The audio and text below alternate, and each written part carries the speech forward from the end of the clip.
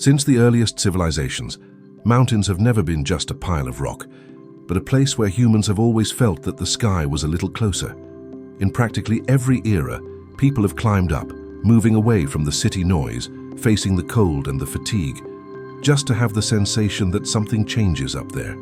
The perspective, the silence, the faith. Perhaps you yourself have felt this at a viewpoint, a peak, or even at that symbolic high point in life, where everything seems to make more sense. What does this almost instinctive attraction to heights reveal about our desire to be close to God, to find answers, to escape the clutter of everyday life, and to see life from another angle? Throughout this video, you will discover how, in the history of humanity and especially in the biblical narrative, the mountain appears as the setting for decisive encounters, difficult choices, and changes of course, and how understanding this common thread can transform the way you view God, spirituality, and even the valleys you are crossing today.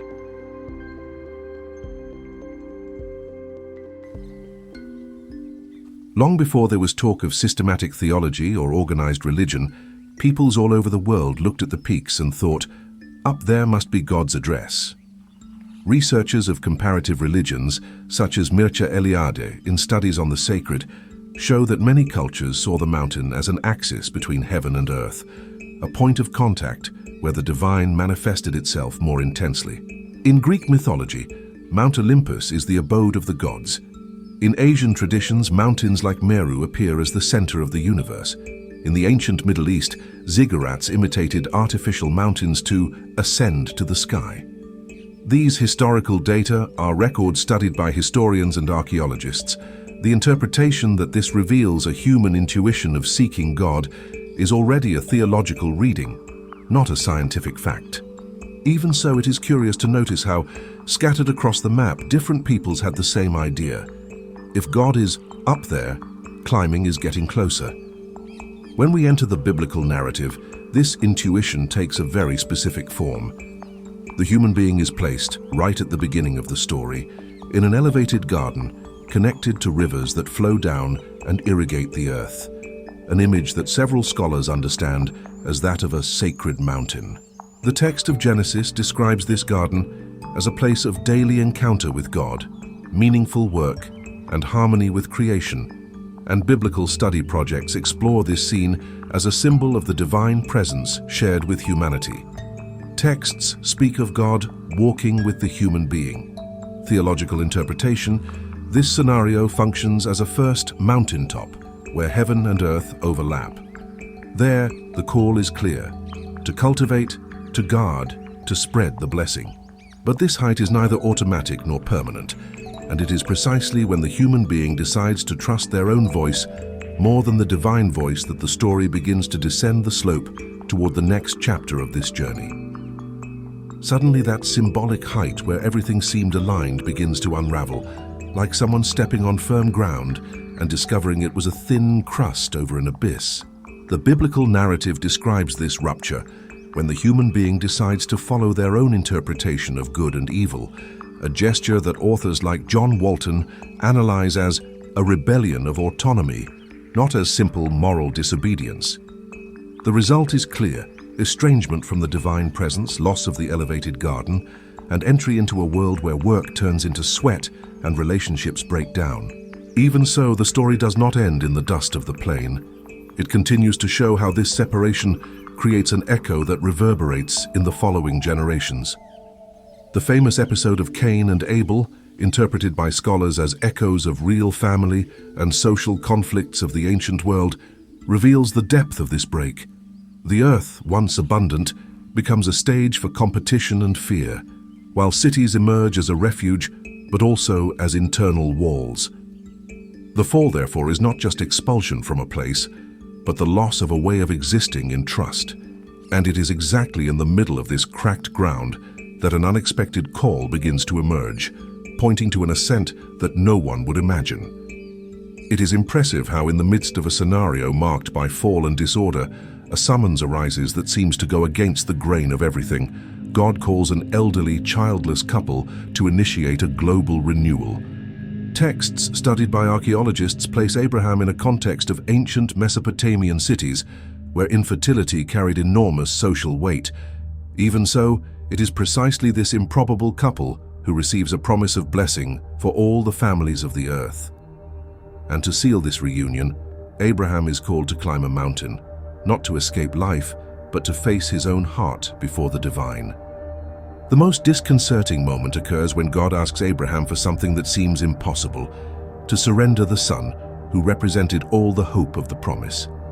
This episode, widely debated by theologians and scholars, functions as a kind of spiritual mirror, revealing the cost of absolute trust. The tension grows to the limit when God interrupts the sacrifice and confirms his promise again. Abraham descends from that mountain transformed, like someone who realizes that faith is not theory, it is surrender. And it is from this elevated point that the story begins to gain an even deeper contour. At first glance, it seems absurd to imagine that true life begins precisely when we give up what we value most. However, this is the thread that stitches together Abraham's entire experience. By surrendering what he considered his future, he receives back something greater than he could plan. Theologians often call this the inverted logic of the kingdom, a dynamic in which gain is born from surrender and strength arises from vulnerability. The episode on Mount Moriah, analyzed by scholars as a metaphor for radical trust, shows that biblical faith was never about control, but about surrender. And it is there between fear and hope that this inversion takes shape.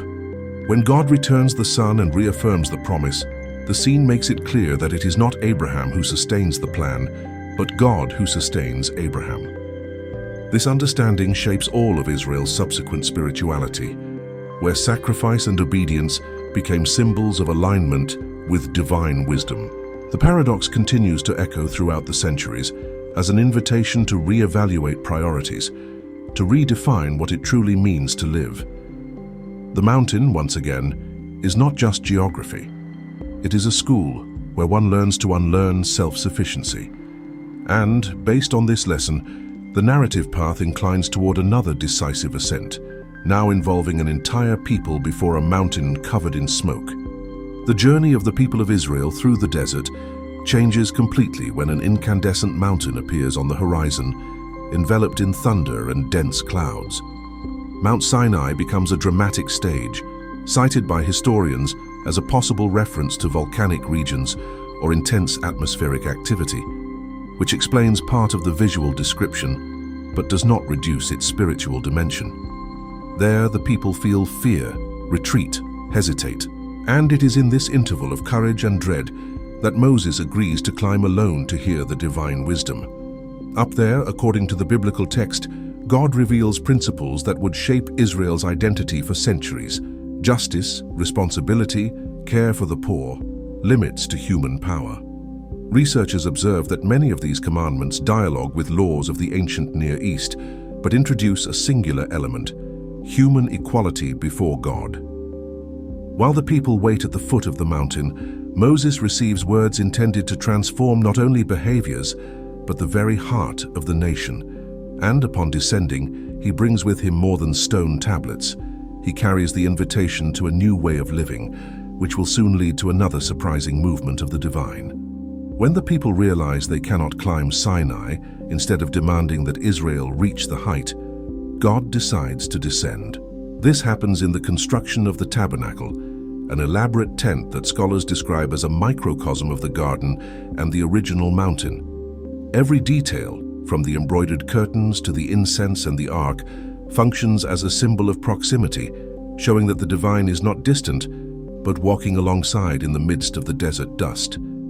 This movement has clear textual support in Exodus, where the glory fills the tabernacle.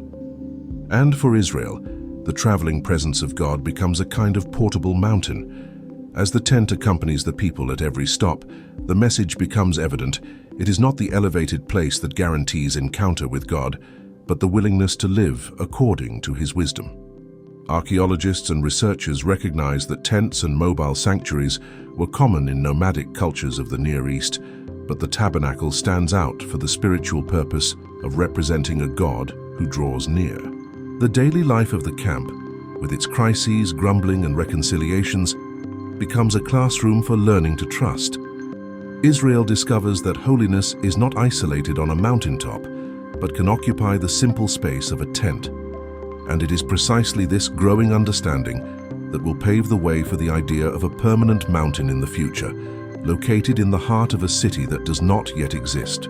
Over the years, the tent gives way to the desire for permanence, and it is David who chooses a specific hill to establish his capital, Jerusalem, built on the ancient Mount Zion. Historians point out that fortified cities on hills were common in the Near East for strategic reasons, but in the biblical narrative, this elevation gains greater symbolism.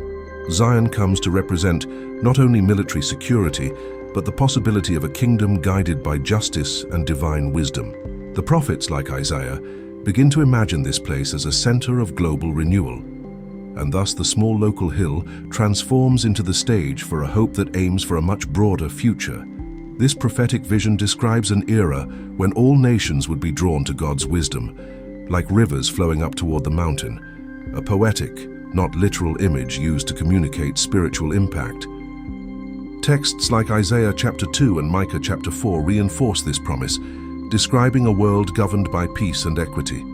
The idea is simple yet powerful. From an elevated point on earth, a new way of living would emerge. Israel nourishes this expectation while facing its own internal contradictions, oscillating between faith and infidelity. And it is precisely this instability that will cause the story, once again, to plummet from the height to the deep valley of exile. The same mountain that once symbolized hope begins to transform into a scene of decay, when Israel, now strengthened and stabilized, repeats the ancestral error, trusting more in its own power than in divine wisdom. Prophets like Jeremiah and Ezekiel describe in detail practices of injustice, idolatry, and abuse that corroded the heart of the nation, facts that find a parallel in archaeological records that reveal social tensions and political instability during that period. Slowly, Mount Zion loses its symbolic luster and becomes a reflection of a divided people. The promise of a model kingdom collapses like an old wall hit by rain, and thus, what should have been the highest point in history transforms into a dizzying fall. The exile to Babylon emerges not as a mere political event, but as a spiritual earthquake. Historical texts, such as the records of Nebuchadnezzar, confirm the military campaigns that devastated Jerusalem, giving material context to what the Bible poetically describes as the glory leaving the temple. For Israel, losing the city and the mountain meant losing identity, almost as if the bridge between heaven and earth had been torn from the ground. However, even among the ruins, prophets begin to announce that God had not given up on the story. There is a thread of hope woven into the laments, promising that after this long night in the valley, a new way to ascend would emerge, and it is precisely in this darkness that a new character enters the scene, bringing light where no one imagined.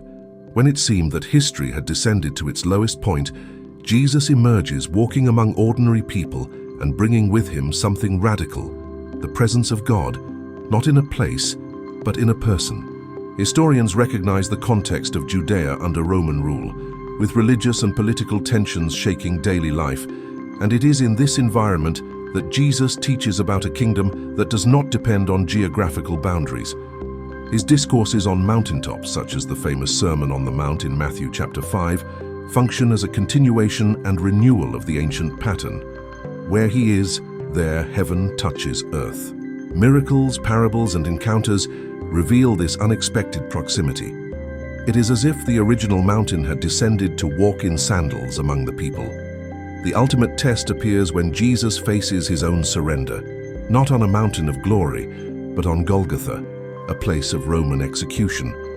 Historical sources, such as records of crucifixions, confirm that this method was reserved for the undesirable, and precisely there, Jesus chooses to trust the Father completely.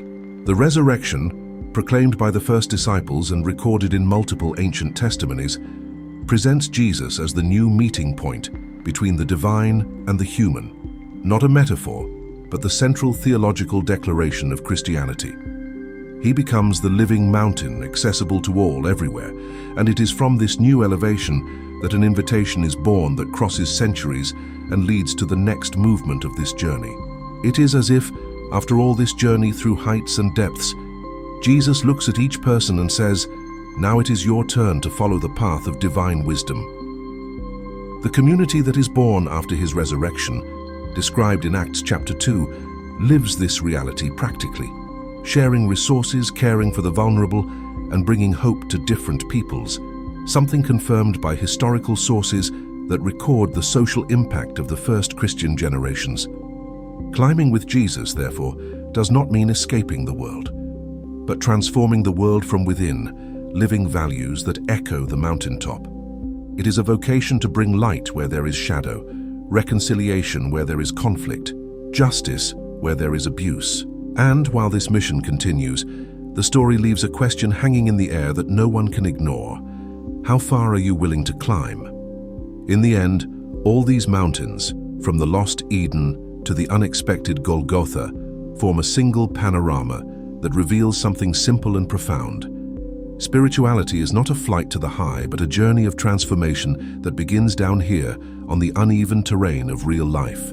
Every ascent, every fall, and every reunion shows that God does not hide on the unreachable peak, but draws near as we walk, stumble, and start over. Understanding this story makes us realize that height, in the biblical sense, is more posture than geography. It is choosing the wisdom that heals, the faith that sustains, and the surrender that liberates. And perhaps the great question that keeps echoing, like wind hitting the slope, is this: if the mountain is now open to everyone, what will you do with this path before you?